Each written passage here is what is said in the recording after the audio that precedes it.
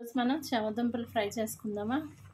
అయితే నేను చామదుంపలు బాగా కడిగేసాను, 2-3 సార్లు కడిగేసి మంచినీళ్ళు తీసుకొని కుక్కర్ గిన్నెలో ఈ చామదుంపలు వేసి ఉడకబెడుతున్నాను.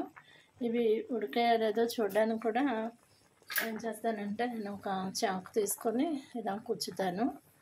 కుచ్చితే మనకు తెలిసిపోతుంది ఇంకా కాసేపు ఉడకాలి. సో కాసేపు ఉడికిన తర్వాత అవి తీసేసి మనం నీళ్ళు లేకుండా ఒక చిల్లుల దాంట్లో వేసేసి తర్వాత చల్లారిన తర్వాత తొక్క తీసి అప్పుడు మనం చామదుంపలు ఫ్రై చేసుకుందాం. చూసారా, ఇలాగ చల్లారిపోయేటట్టు ఇలా చిల్లుల దాంట్లో వేసేసుకుని మనం చల్లారిపోయిన తర్వాత దీనిపైన తొక్క తీసి ఒక ప్లేట్లో వేసుకుందాం.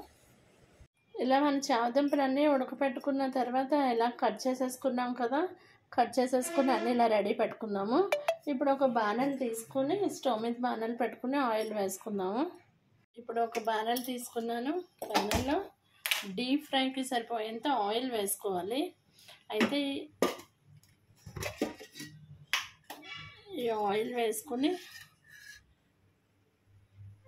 ఆయిల్ కొంచెం హీట్ అయిన తర్వాత, బాగా హీట్ అయిన తర్వాత మనం ఈ చామదుంపలు కట్ చేసి పెట్టుకున్న చామదుంపలు వేసి ఫ్రై చేసుకోవచ్చు, డీప్ ఫ్రై. ఓకేనా? ఇంత లోపల మీరు ఏం చేస్తారంటే ఒక గిన్నె తీసుకొని ఆ గిన్నెలో మనం ఫ్రైకి ఎన్ని ముక్కలు ఉంటాయో దానికి అప్రాక్సిమేట్గా ఎంత సాల్ట్ కావాలో తెలుస్తుంది కదా, ఆ సాల్టు ప్లస్ అలాగే కారం కూడా ఈ గిన్నెలో వేసేసుకొని సాల్టు కారాన్ని కలిపేసుకుందాం.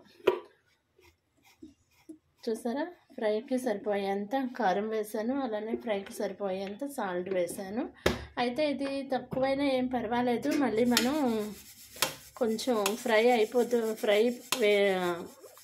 ఫ్రై చేసేసుకొని చామదుంపలు ఇందులో వేసేటప్పుడు తక్కువగా అనిపిస్తే పైన మళ్ళీ చల్లుకోవచ్చు. ఇలాగ సాల్ట్ని కారాన్ని రెండు ఇలా మిక్స్ చేసేసుకొని ఇలా పక్కన పెట్టేసుకుందాము.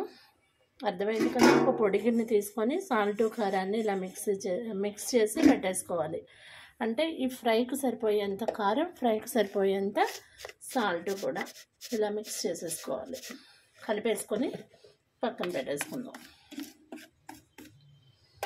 ఒకవేళ తక్కువైనా పైన మళ్ళీ చల్లుకోవచ్చు, వేడిగా ఉన్నప్పుడు పట్టేస్తుంది, సో ప్రాబ్లం ఉండదు.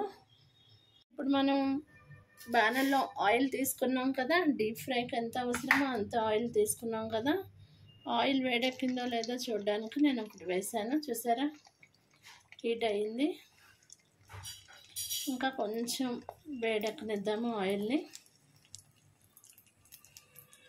ఆయిల్ బాగా హీట్ అయిన తర్వాత, ఇప్పుడు బాగా హీట్ అయింది.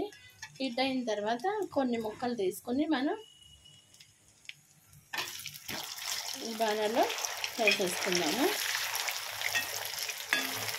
కొన్ని వేసుకోండి, అప్పుడే బాగా ఫ్రై అవ్వడానికి స్పేస్ సరిపోతుంది. సో ఇలాగ వేసుకొని ఇది బాగా వేగిన తర్వాత మనం అక్కడ ఉప్పు కారం పెట్టుకుని ఒక బౌల్లో పెట్టుకుని ఉంచుకున్నాం కదా, అందులో ఇవి వేసేసి కలుపుకోవడమే. సో ఇవి బాగా రెండు వైపులా ఫ్రై అవనిద్దాము. ఇలాంటి చిల్లులు కరిటే తీసుకోండి, అప్పుడు ఏదైనా ఆయిల్ ఉన్నా ఇలా అనేటప్పటికీ ఆయిల్ కిందకు వచ్చేస్తుంది, సో మనం బాణల్లో పడిపోతుంది. సో మనం ఇలాంటి చిల్లులు కరిటి తీసుకొని కాసేపు ఫ్రై చేద్దాం వీటిని రెండు సైడ్లు. ఇక్కడ మీలో చాలామందికి తెలిసిన టిప్పే అయినా నేను కూడా ఒకసారి చెప్తున్నాను. మనం ఆయిల్ బాగా హీట్ ఎక్కిన తర్వాత మంటని హై ఫ్లేమ్లోనే ఉంచుకొని ఫస్ట్ ఇలా ఫ్రై చేసుకోవాలి చామదుంపల్ని. అప్పుడు ఏంటంటే ఈ బాణలకి అంటుకుపోవు. పొటాటోస్ అన్నా అంతే, ఈ చామదుంపలన్నా అంతే, బంగాళదుంపలన్నా చామదుంపలన్నా మనం అలా ఫ్రై చేసుకోవాలి. చూసారా, ఇవి కొంచెం ఇప్పుడు బ్రౌనిష్ వచ్చిన తర్వాత కావాలంటే సిమ్లో పెట్టుకోవచ్చు. అది చాలా బాగుంటుంది, ఇలా ఫ్రై చేసుకుంటే చాలా బాగుంటుంది. ఫస్ట్ హై ఫ్లేమ్లో పెట్టుకుని ఇలా బ్రౌనిష్ వచ్చిన తర్వాత ఇంకా బాణలకు అంటుకోవు, ఫస్టే అంటుకుంటాయి. అందువల్ల అంటుకునే టైంలో మాత్రం మనం హై ఫ్లేమ్లో మంట ఉంచుకొని తర్వాత మనం సిమ్లో పెట్టేసుకొని ఇలా ఫ్రై చేసుకుంటే లోపల కూడా బాగా ఉడుకుతుంది, బాగా ఫ్రై అవుతుంది. కరకరలాడుతూ క్రిస్పీగా చాలా టేస్టీగా ఫ్రై వస్తుంది. ఏదైనా అంతే, పొటాటో అన్నా అంతే, ఈ చామదుంపలన్నా అంతే. ఇలా ట్రై చేయండి, చాలా బాగుంటుంది. ఇప్పుడు నేను హై ఫ్లేమ్లోనే పెట్టాను. చూసారా, హై ఫ్లేమ్లో పెట్టాను అన్న ఈ బాణలకు ఏమీ అంటుకోలేదు.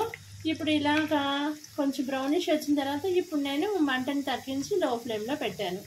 ఇప్పుడు మనం బాగా ఫ్రై అయిన తర్వాత మనం ఏం చేయాలి, ఇందులో ఉప్పు కారం కలిపి పెట్టుకున్న ఈ బౌల్లోకి అవి ట్రాన్స్ఫర్ చేసేయడమే.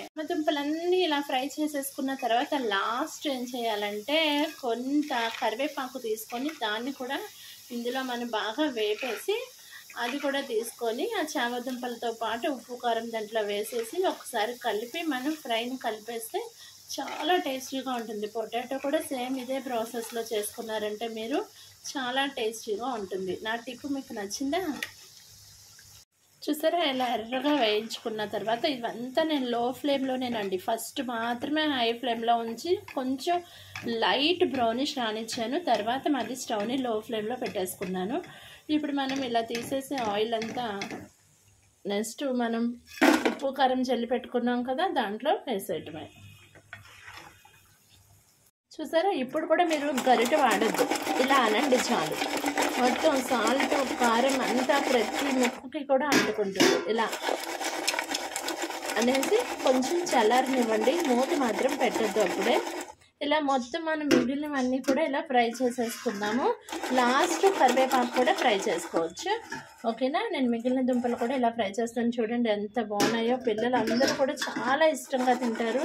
మనం కూడా 10 డేస్కో 15 డేస్కో ఒకసారి ఇలాంటివి తింటే ఏం ప్రాబ్లం అంతేం ఉండదు. సో మిగిలిన కూడా అలా ఫ్రై చేస్తాను.